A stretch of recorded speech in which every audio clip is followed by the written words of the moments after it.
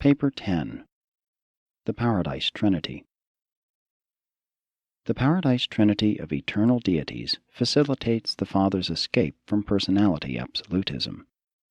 The Trinity perfectly associates the limitless expression of God's infinite personal will with the absoluteness of deity.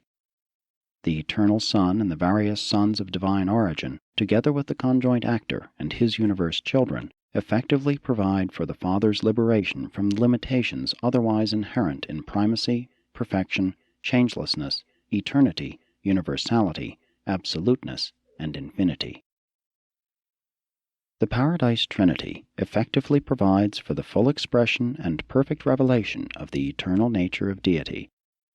The stationary sons of the Trinity likewise afford a full and perfect revelation of divine justice. The Trinity is deity unity, and this unity rests eternally upon the absolute foundations of the divine oneness of the three original and coordinate and coexistent personalities, God the Father, God the Son, and God the Spirit. From the present situation on the circle of eternity, looking backward into the endless past, we can discover only one inescapable inevitability in universe affairs, and that is the Paradise Trinity. I deem the Trinity to have been inevitable. As I view the past, present, and future of time, I consider nothing else in all the universe of universes to have been inevitable. The present master universe, viewed in retrospect or in prospect, is unthinkable without the Trinity. Given the Paradise Trinity, we can postulate alternate or even multiple ways of doing all things, but without the Trinity of Father, Son, and Spirit, we are unable to conceive how the infinite could achieve threefold and coordinate personalization in the face of the absolute oneness of deity. No other concept of creation measures up to the Trinity standards of the completeness of the absoluteness inherent in deity unity, coupled with the repleteness of volitional liberation inherent in the threefold personalization of deity. 1. Self-distribution of the first source and center. It would seem that the Father, back in eternity, inaugurated a policy of profound self-distribution. There is inherent in the selfless, loving, and lovable nature of the Universal Father something which causes him to reserve to himself the exercise of only those powers and that authority which he apparently finds it impossible to delegate or to bestow. The Universal Father all along has divested himself of every part of himself that was bestowable on any other creator or creature. He has delegated to his divine sons and their associated intelligences every power and all authority that could be delegated. He has actually transferred to his sovereign sons, in their respective universes, every prerogative of administrative authority that was transferable. In the affairs of a local universe, he has made each sovereign creator son just as perfect, competent, and authoritative as is the eternal Son in the original and central universe. He has given away, actually bestowed, with the dignity and sanctity of personality possession, all of himself and all of his attributes, everything he possibly could divest himself of, in every way, in every age, in every place, and to every person, and in every universe except that of his central indwelling. Divine personality is not self-centered. Self-distribution and sharing of personality characterize divine free will selfhood. Creatures crave association with other personal creatures. Creators are moved to share divinity with their universe children. The personality of the infinite is disclosed as the Universal Father, who shares reality of being and equality of self with two coordinate personalities, the Eternal Son and the conjoint actor.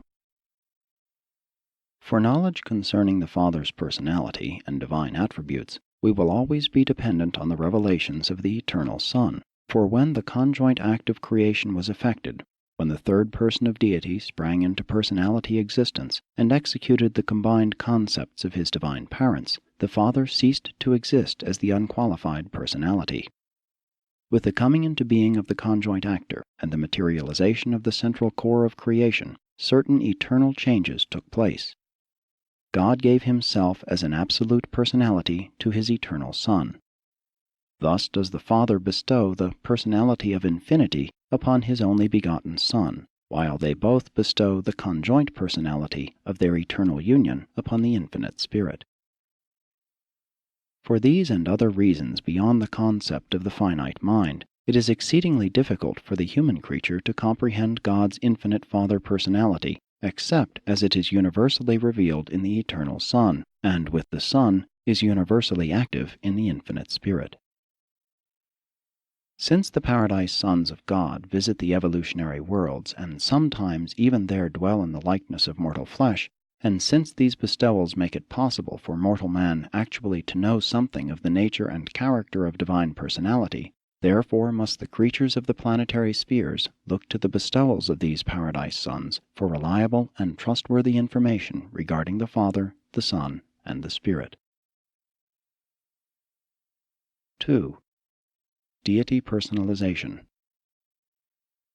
By the technique of trinitization, the Father divests himself of that unqualified spirit personality which is the Son, but in so doing he constitutes himself the Father of this very Son, and thereby possesses himself of unlimited capacity to become the Divine Father of all subsequently created, eventuated, or other personalized types of intelligent will creatures.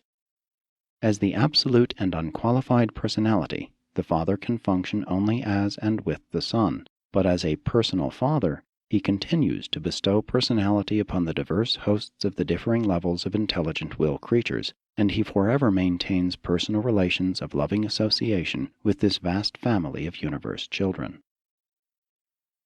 After the Father has bestowed upon the personality of his Son the fullness of himself, and when this act of self-bestowal is complete and perfect, of the infinite power and nature which are thus existent in the Father-Son union, the eternal partners conjointly bestow those qualities and attributes which constitute still another being like themselves, and this conjoint personality, the infinite Spirit, completes the existential personalization of Deity. The Son is indispensable to the fatherhood of God. The Spirit is indispensable to the fraternity of the second and third persons. 3 persons are a minimum social group, but this is the least of all the many reasons for believing in the inevitability of the conjoint actor. The first source and center is the infinite Father personality, the unlimited source personality. The eternal Son is the unqualified personality absolute, that divine being who stands throughout all time and eternity as the perfect revelation of the personal nature of God. The infinite Spirit is the conjoint personality, the unique personal consequence of the everlasting Father-Son union. The personality of the first source and center is the personality of infinity minus the absolute personality of the eternal Son. The personality of the third source and center is the superadditive consequence of the union of the liberated Father personality and the absolute Son personality.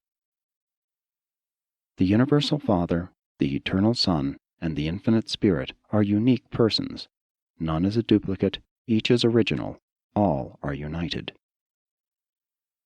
The eternal Son alone experiences the fullness of divine personality relationship, consciousness of both sonship with the Father and paternity to the Spirit, and of divine equality with both Father Ancestor and Spirit Associate.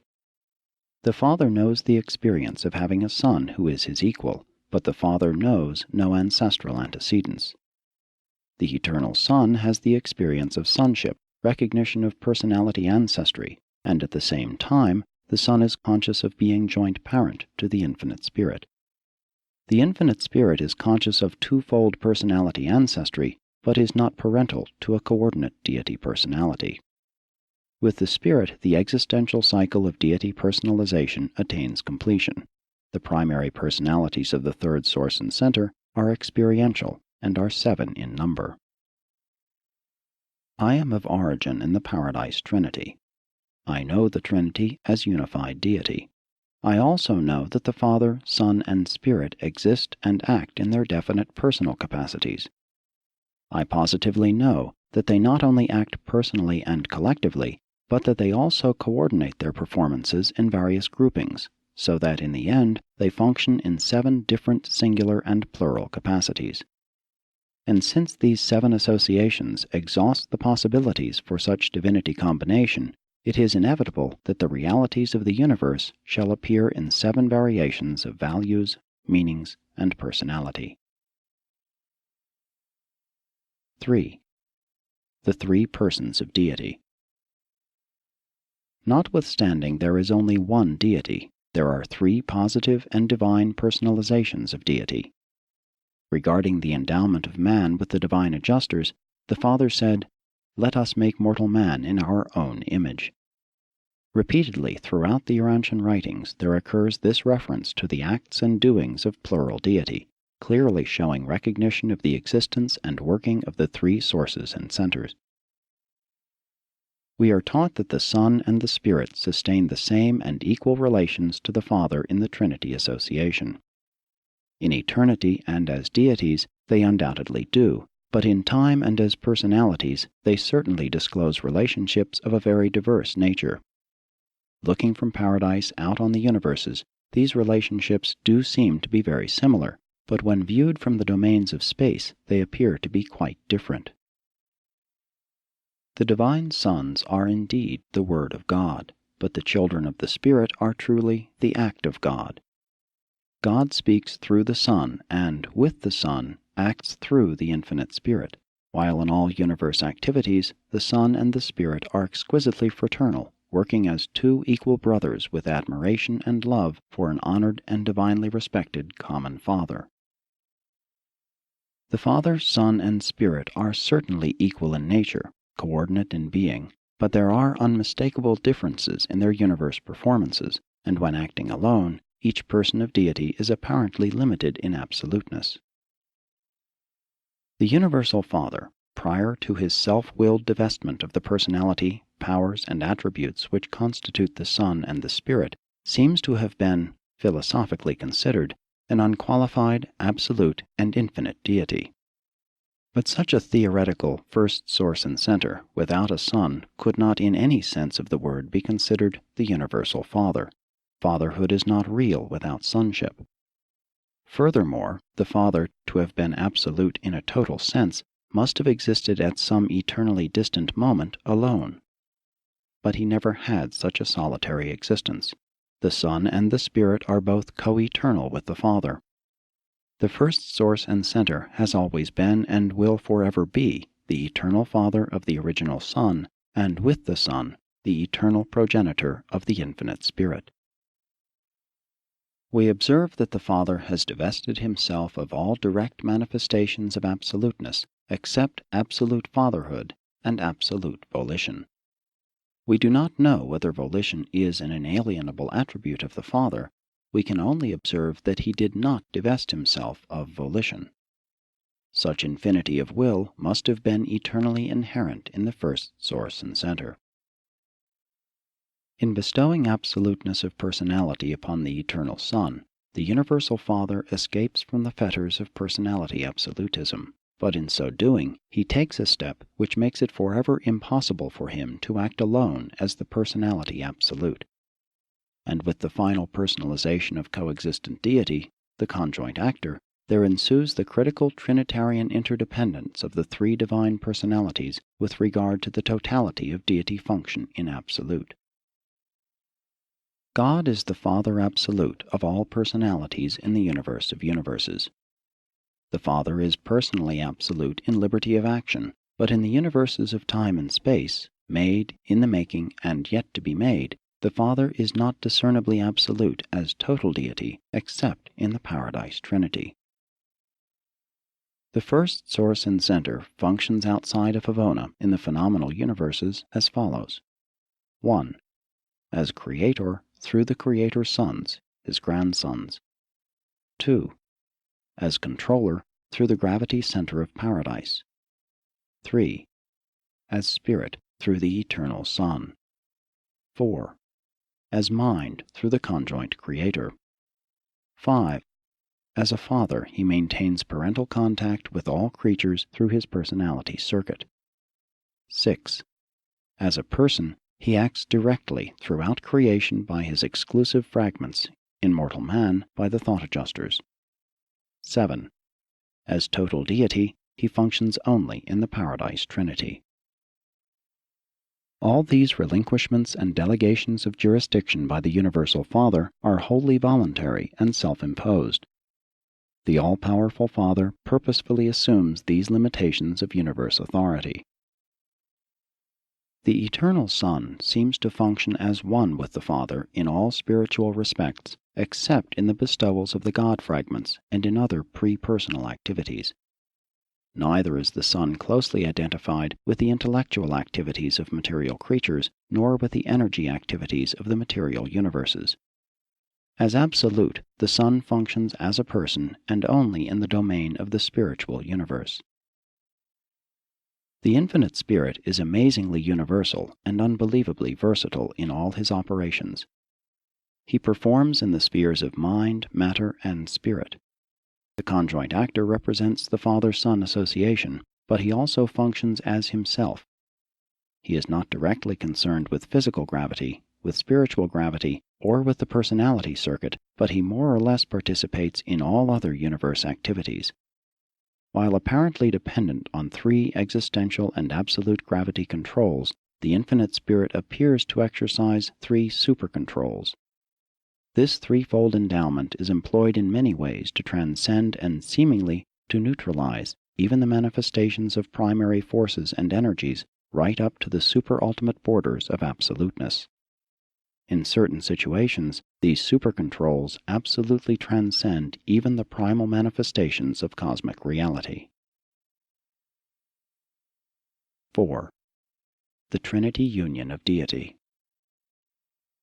Of all absolute associations, the Paradise Trinity, the first triunity, is unique as an exclusive association of personal deity. God functions as God only in relation to God and to those who can know God, but as absolute deity only in the Paradise Trinity and in relation to universe totality. Eternal deity is perfectly unified. Nevertheless, there are three perfectly individualized persons of deity.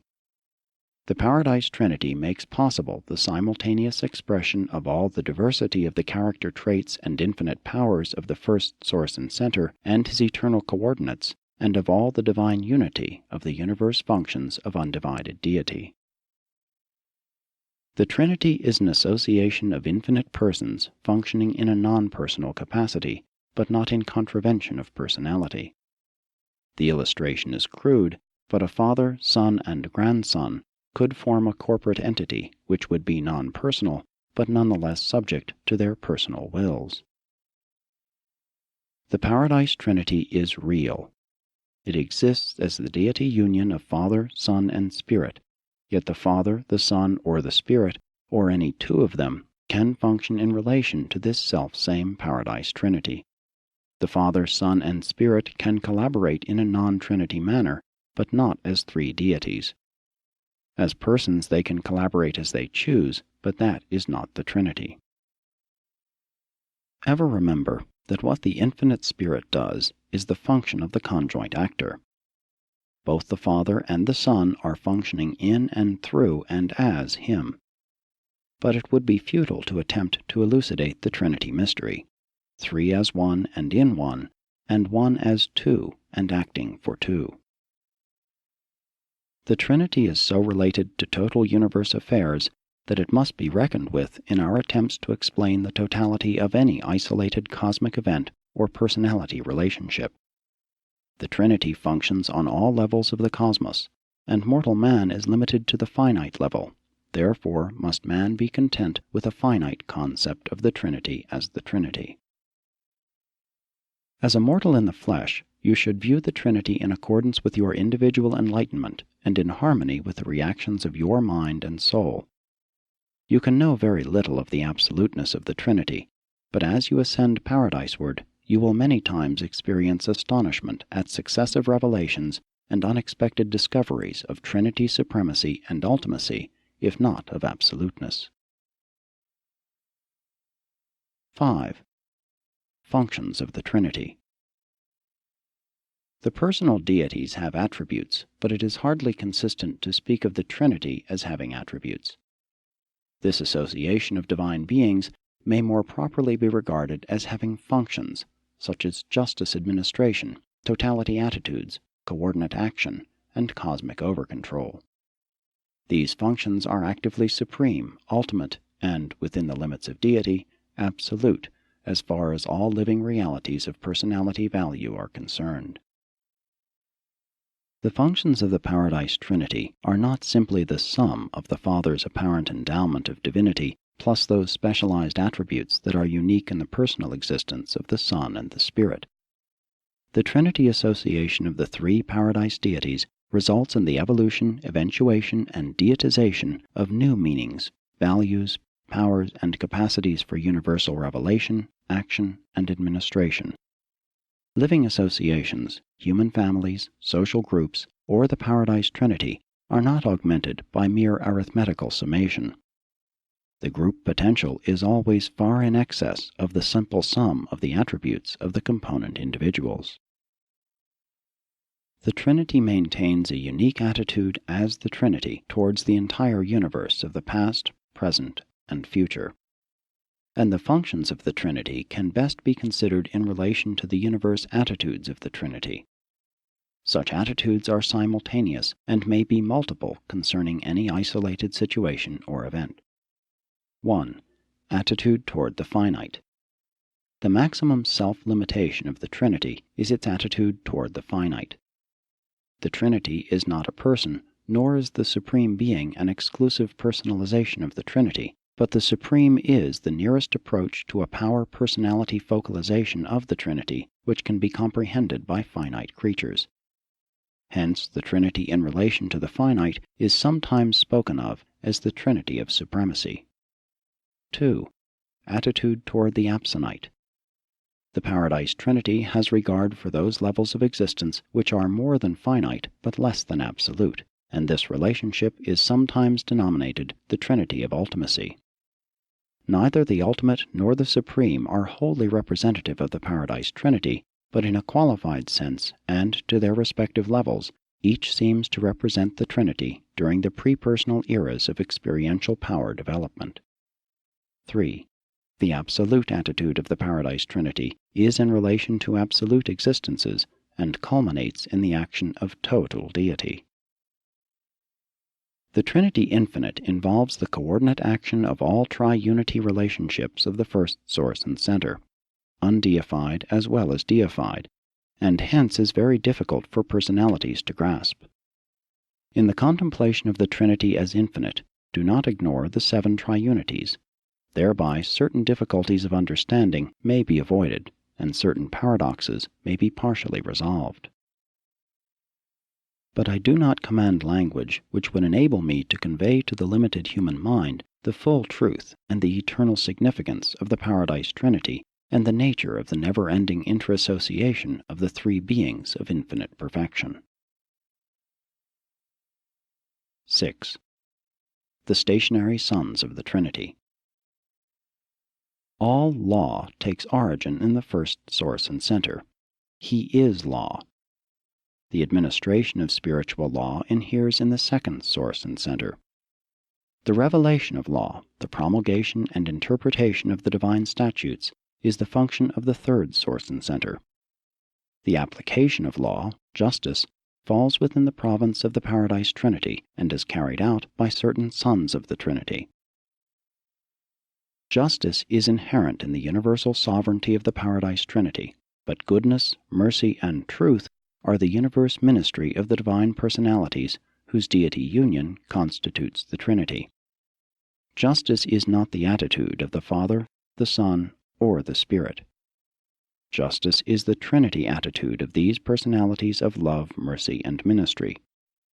No one of the Paradise deities fosters the administration of justice. Justice is never a personal attitude. It is always a plural function. Evidence, the basis of fairness, justice in harmony with mercy, is supplied by the personalities of the third source and center, the conjoint representative of the Father and the Son to all realms and to the minds of the intelligent beings of all creation.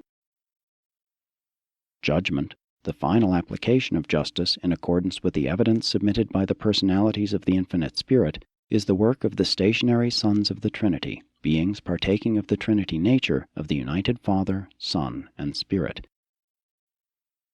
This group of Trinity sons embraces the following personalities. 1. Trinitized Secrets of Supremacy. 2. Eternals of Days. 3. Ancients of Days. 4. Perfections of Days. 5. Recents of Days. 6. Unions of Days. 7. Faithfuls of Days. 8. Perfecters of Wisdom. 9. Divine Counselors.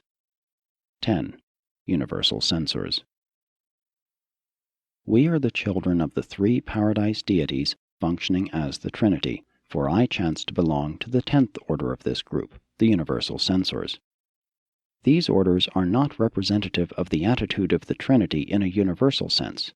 They represent this collective attitude of deity only in the domains of executive judgment, justice.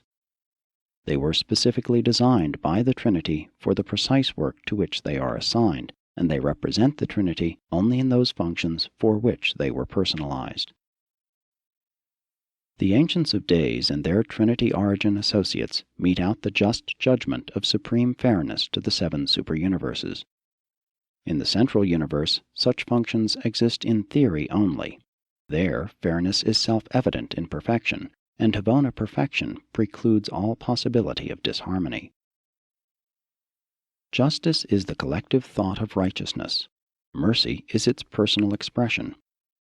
Mercy is the attitude of love. Precision characterizes the operation of law. Divine judgment is the soul of fairness, ever conforming to the justice of the Trinity, ever fulfilling the divine love of God. When fully perceived and completely understood, the righteous justice of the Trinity and the merciful love of the Universal Father are coincident.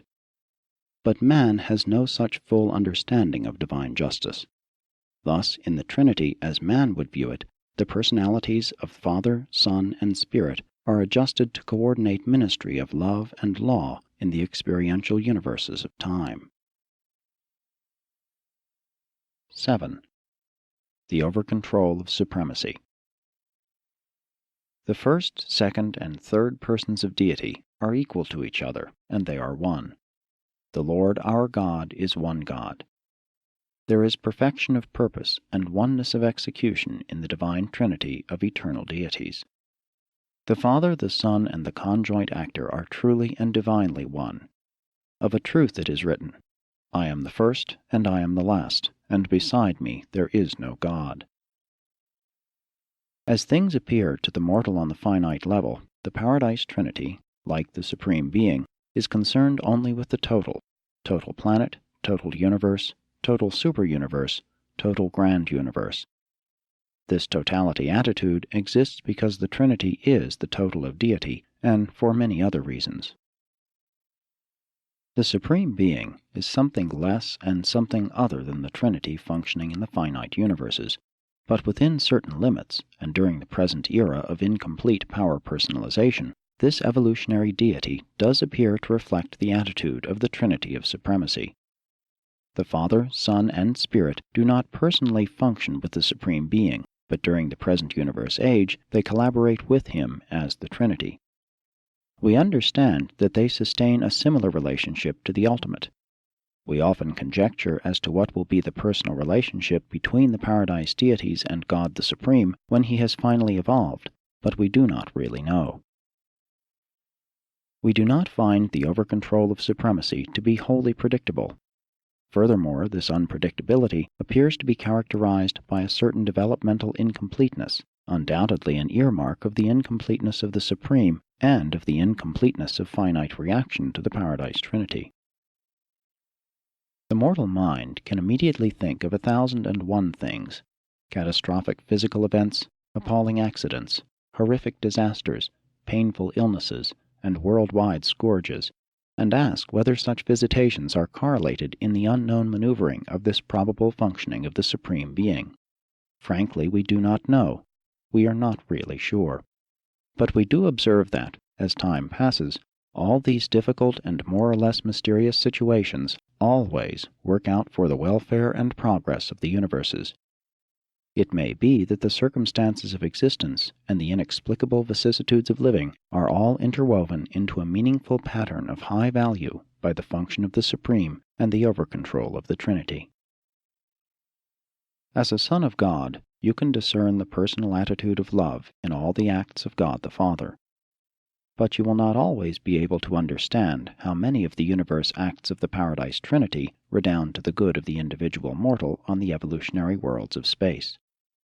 In the progress of eternity, the acts of the Trinity will be revealed as altogether meaningful and considerate, but they do not always so appear to the creatures of time. 8. The Trinity beyond the finite. Many truths and facts pertaining to the Paradise Trinity can only be even partially comprehended by recognizing a function that transcends the finite. It would be inadvisable to discuss the functions of the Trinity of ultimacy, but it may be disclosed that God the Ultimate is the Trinity manifestation comprehended by the Transcendentalers. We are inclined to the belief that the unification of the Master Universe is the eventuating act of the Ultimate, and is probably reflective of certain, but not all, phases of the absonite over-control of the Paradise Trinity.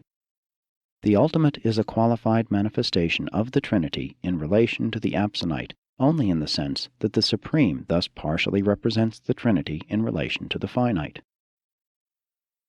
The Universal Father, the Eternal Son, and the Infinite Spirit are, in a certain sense, the constituent personalities of total deity. Their union in the Paradise Trinity and the absolute function of the Trinity equivalate to the function of total deity, and such completion of deity transcends both the finite and the absonite. While no single person of the Paradise deities actually fills all deity potential, collectively all three do. 3 infinite persons seems to be the minimum number of beings required to activate the pre-personal and existential potential of total deity, the deity absolute. We know the Universal Father, the Eternal Son, and the Infinite Spirit as persons, but I do not personally know the deity absolute. I love and worship God the Father. I respect and honor the deity absolute. I once sojourned in a universe where a certain group of beings taught that the finalators, in eternity, were eventually to become the children of the deity absolute. But I am unwilling to accept this solution of the mystery which enshrouds the future of the finalators. The core of the finality embrace, among others, those mortals of time and space who have attained perfection in all that pertains to the will of God. As creatures, and within the limits of creature capacity, they fully and truly know God. Having thus found God as the Father of all creatures, these finalators must sometime begin the quest for the superfinite Father. But this quest involves a grasp of the absonite nature of the ultimate attributes and character of the Paradise Father. Eternity will disclose whether such an attainment is possible, but we are convinced, even if the finalators do grasp this ultimate of deity, they will probably be unable to attain the super-ultimate levels of absolute deity. It may be possible that the finalators will partially attain the deity absolute, but even if they should, still in the eternity of eternities, the problem of the universal absolute will continue to intrigue, mystify, baffle, and challenge the ascending and progressing finalators, for we perceive that the unfathomability of the cosmic relationships of the universal absolute will tend to grow in proportions as the material universes and their spiritual administration continue to expand. Only infinity can disclose the Father Infinite. Sponsored by a universal censor, acting by authority from the Ancients of Days resident on Uversa.